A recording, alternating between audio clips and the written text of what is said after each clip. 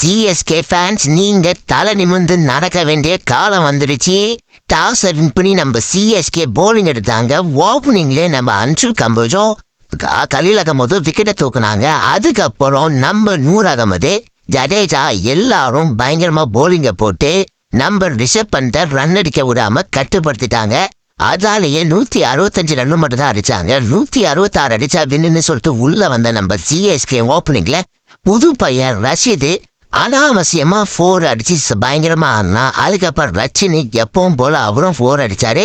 நடுவுல இந்த middle order மட்டும் தாங்க நம்மளுக்கு ஒரு கேள்விக்குறையா இருக்கு.